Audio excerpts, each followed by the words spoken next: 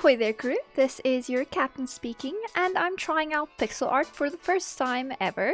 I just want to preface the video with saying that I am by no means a beginner artist, I just haven't made much pixel art before.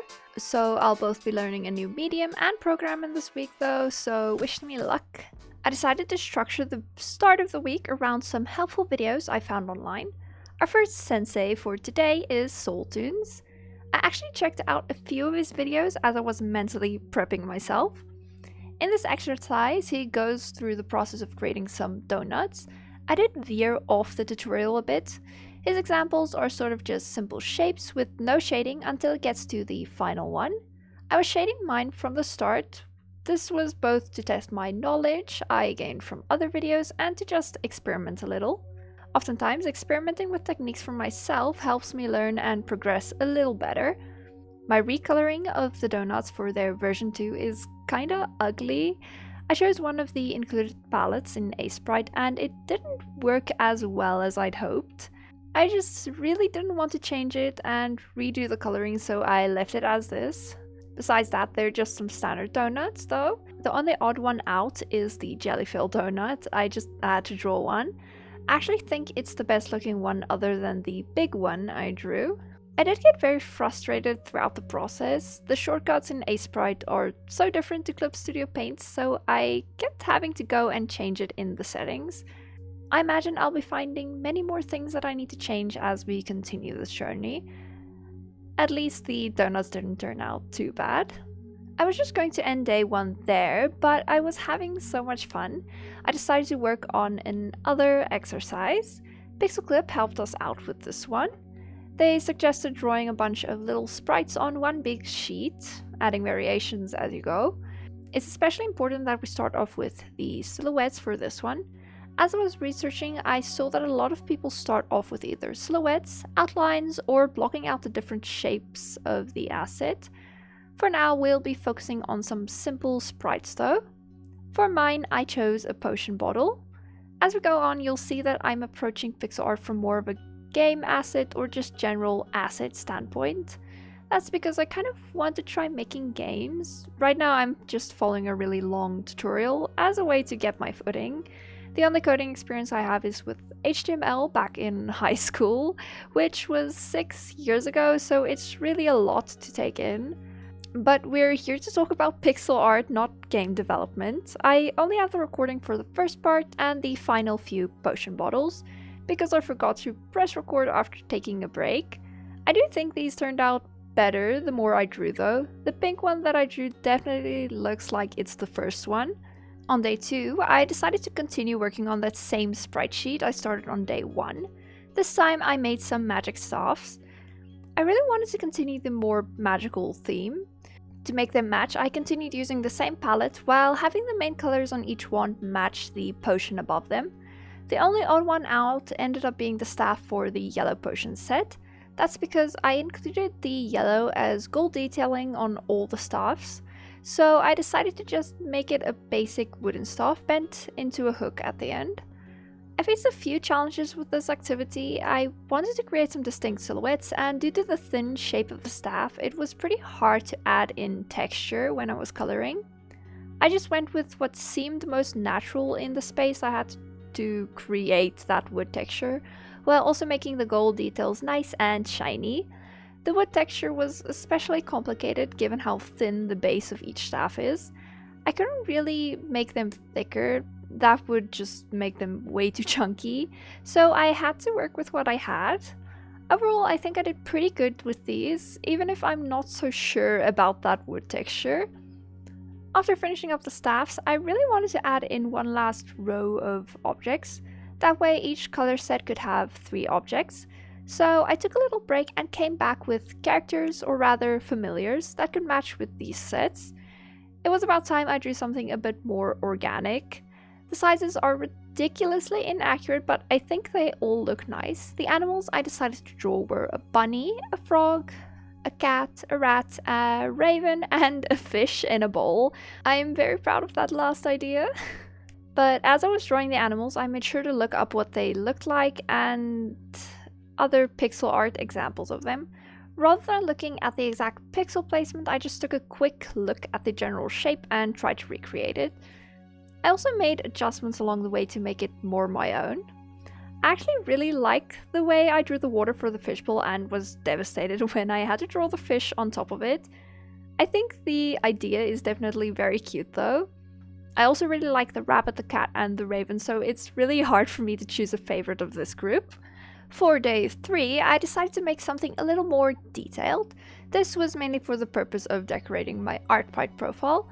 Last year, I saw a lot of people creating a character randomizer for their profile and attaching the link to an image of something like a gacha machine. I really wanted to make mine something more like a gumball machine. I started this off on a slightly bigger canvas, which was 32 by 32 pixels.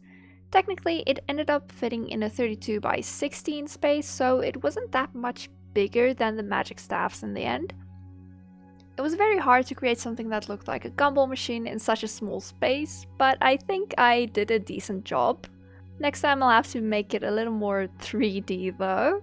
At this point, I decided that I had procrastinated enough. It was time for me to draw a human. I did try a few times in the previous days without recording, and it was really hard, especially if you want to make something more expressive. I think part of the reason I found this so difficult was because I don't really draw super exaggerated anatomy in my usual style. Overall, I think it's more realistic than it is cartoony. I really like those cool and expressive characters people create in pretty small pixel art, but I don't know if I really want to or can recreate that. I feel like I vibe with drawing a much simpler character like our blue guy over here at the start. That might just be because he came the most naturally compared to the pink and orange character. The pink one definitely has something going in terms of the more expressiveness I was talking about, but I still have a lot of tweaking to do before it's presentable. The orange guy, on the other hand, looks a little weird. He definitely has a vibe, but I don't think it's what I'm going for. I might be judging myself too hard here. I already have a set way of approaching art which makes me judge anything new I try very harshly. So if there are any pixel art veterans watching, feel free to let me know how I'm doing. But right now we're moving on to day 4. To warm up, I checked out Pixel Dailies. They post pixel art prompts daily. It's in the name. I found them while researching, but forgot exactly who mentioned them. The prompt for this day happened to be origami. I used to make origami pretty often a few years back, so it was a nice prompt for me. I decided to stick to the first thing that came to mind, which was a paper crane. I decided to post it over on Blue Sky, so some of you might have seen it already. I think it looks good, except when you get to that big and ugly shadow I drew. Luckily, I also got to do the next day's prompt on the same day because of my silly little time zone. This time the theme was banner. This of course made me think of an eye banner. My normal commissions for them are open, by the way. I wasn't sure if I wanted to do something more illustrative, but I decided to go with it. I still kept it pretty small on the shorter end of the rectangle. I just drew a furry critter's eyes. As I was drawing, I decided to take inspiration from my cat, so the subject of this piece ended up having black fur and green eyes. I really like this color palette that comes with a sprite by default. It's nice, bright, and very, very limited, which challenges me to think a little harder on what colors to use. This results in some very pleasing art. There's a specific aesthetic I'm thinking of, but I can't quite put my finger on the names. So let's move on from the prompted art to continue my character practice from the previous day. I decided to recreate my design on the blue guy I drew. I made a total of 3 versions in the end, each time implementing an idea I thought would make it look better. For version 1, I drew my design elements over the base purely based on vibes. I tried adding quite a bit of dithering, which is when you alternate between 2 colors to create a sort of checkerboard pattern. It's supposed to create the illusion of a third color, but I haven't been able to implement it in a way that I like. Maybe it's the fact that I'm working at such a small scale that it doesn't really create that effect. I don't think the sprite turned out too bad, but it's not great. I just want to note that working on such a small scale is easier without an outline for me. It just saves a lot of pixel space. Now, moving on to the final day, I decided to take this pink character I made the other day and adjust it a little to make a nice base for my final piece. For this one, I drew a sprite of myself again and animated it this time. Yes, my first pixel art animation. It's just a simple idle though. I didn't get to include the recording process for that because it was pretty hard to animate the subtle movement I wanted to have in my hair, which made it a little too long. I didn't want to waste too much space recording it all. Challenging myself to create art so different from usual was very fun. I can see pixel art being easier for a beginner artist to learn than jumping straight into normal digital art. It's not exactly easy though. Just like every line usually matters, every pixel matters here. This is especially true the smaller you make your canvas. Even just shifting a pixel, 1 pixel to the left can make a huge difference. Something that was really nice about making pixel art is that I noticed it's much gentler on my wrist and hand, so I could take fewer or no breaks without getting any pain or discomfort. I use my drawing tablet the entire time, but this is definitely something you could do with just a mouse. A sprite allows you to use both the left and right mouse buttons to apply different colors, which is something I couldn't quite utilize with my graphics tablet.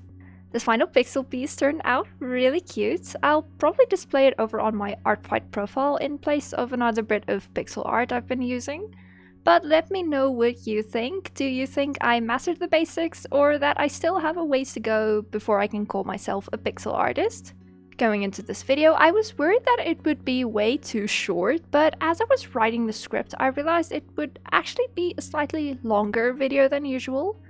I don't mind though, this entire project was very fun and I'll definitely continue making pixel art even if I don't end up posting it. If there are any other things you'd like to see me try out, let me know down in the comments. But that is all for today, crew. Be sure to like and subscribe so that I can see you again for our next voyage. Bye bye!